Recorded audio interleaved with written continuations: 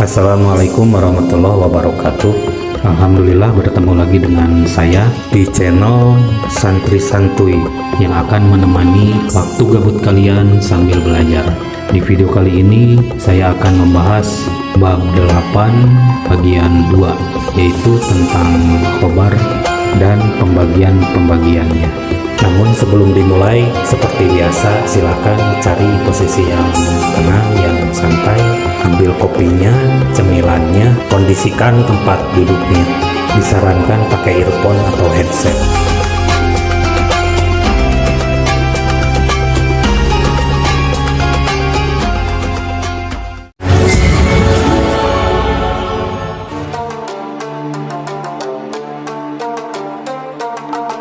Kita ulas lagi dari definisi khobarnya. Wal ismul marfu'u al musnadu ilaihi. Artinya khobar adalah isim yang dirofakan karena disandarkan kepada mubtada. Nah, ini contohnya. Zaidun qaimun. Yang berdiri itu Zaid atau Zaid yang berdiri, di mana Zaid sebagai mubtada dan qaimun sebagai khobarnya. Nah, disandarkannya bukan hanya pengirobannya saja, tapi mufrodnya, tasniahnya, dan jamaknya. Yang mufrod rofanya oleh doma, qaimun. Lalu contoh yang tasniah rofanya oleh alif. Dan diharapkan di sini sudah ada gambaran tentang pengiroban. Pembahasan tentang i'rob ada di bab 3. Jika sobat belum menonton, silahkan linknya ada di deskripsi. Nah, kita kembali kepada contoh. Ada yang jamak qaimuna. Nah, ini rofanya oleh wawu. Lalu ada contoh khobar versi perempuannya, qaimatun. Nah, ini mufrad, rofanya oleh doma. Contoh yang tasniah, qaimatani, 2 perempuan yang berdiri. Lalu ada contoh jamaknya, qaimatun, banyak perempuan yang berdiri. Jadi kesimpulannya, menyandarnya khobar kepada mubtada itu dari segi mufrad tasniah jamaknya dan mudzakkar muannasnya. Jika mubtadanya mufrad mudzakkar, maka khobarnya pun mufrad mudzakkar. Contohnya Zaidun qaimun. Nah, mubtadanya mufrad mudzakkar Zaidun, maka khobarnya harus mufrad dan mudzakkar. Artinya tunggal dan jenis laki-laki. Khobar terbagi kepada 2 bagian. Yang pertama ada khobar mufrad dan yang kedua ada khobar ghair mufrad. Contoh-contoh yang tadi itu termasuk kepada khobar mufrad, walaupun bentuk katanya bukan mufrad. Ada yang tasniah dan ada yang jamak, tapi itu termasuk kepada khobar mufrad. Gampangnya seperti ini. Khobar mufrad itu adalah khobar yang terdiri dari satu kata, walaupun kata itu bisa tasniah, bisa jamak. Contoh-contohnya yang tadi ada Zaidun qaimun, Zaid telah berdiri. Ada lagi contohnya Zaidani qaimani, 2 Zaid telah berdiri dua-duanya. Ini termasuk khobar mufrad gitu. Dan ada contohnya lagi bentuk jamak, Zaiduna qaimuna, banyak Zaid, semuanya pada berdiri. Mufrad, khobar mufrad.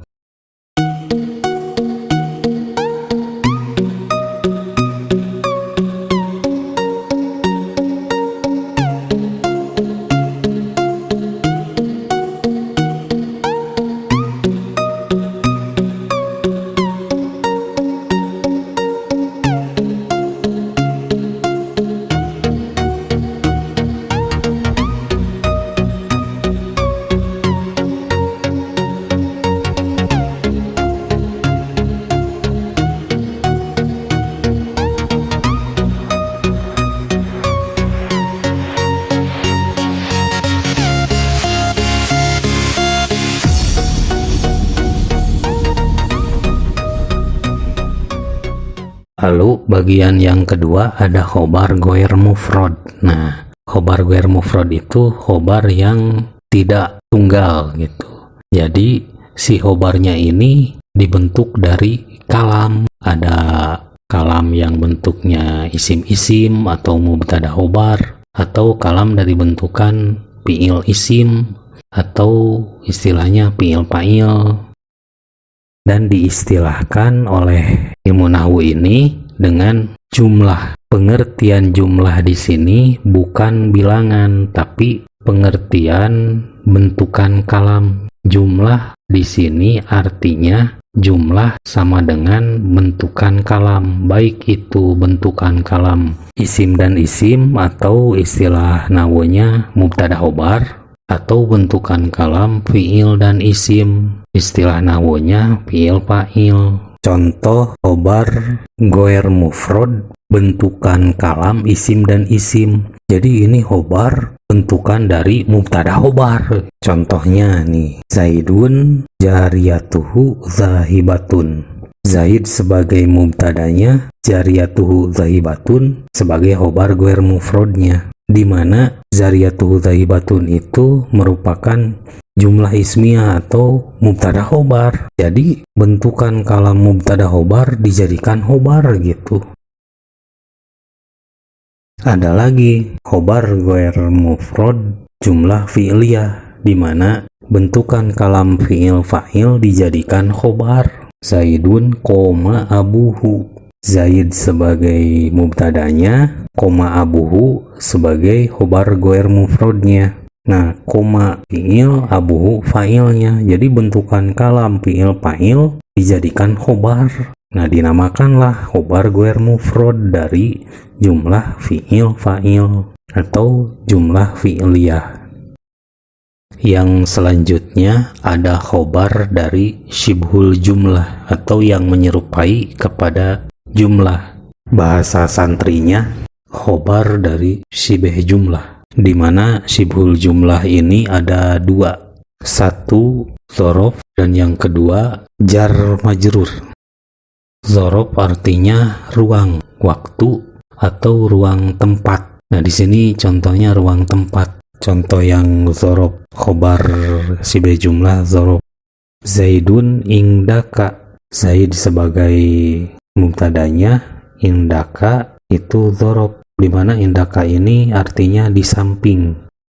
Jadi kalau ada dzaraf yang lain, samping, depan, belakang, atas, bawah, nah itu jika dibikin khobar namanya menjadi khobar goer mufrad dzaraf atau syibh jumlah.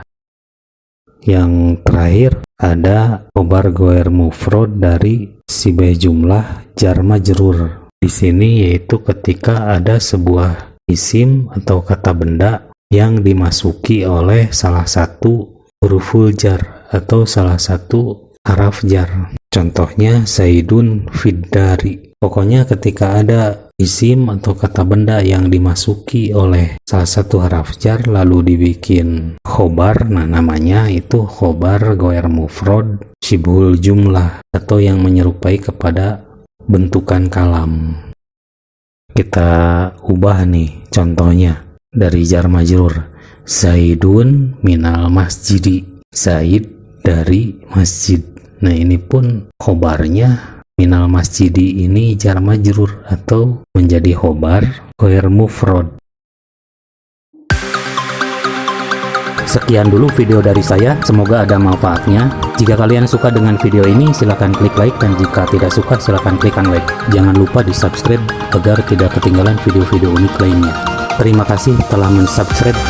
Jika penjelasan saya kurang jelas atau kurang tepat, silahkan tulis di kolom komentar. Terima kasih telah menonton. Sampai jumpa lagi di video berikutnya. Hadanallahu wa iyyakum ajmain. Assalamualaikum warahmatullahi wabarakatuh.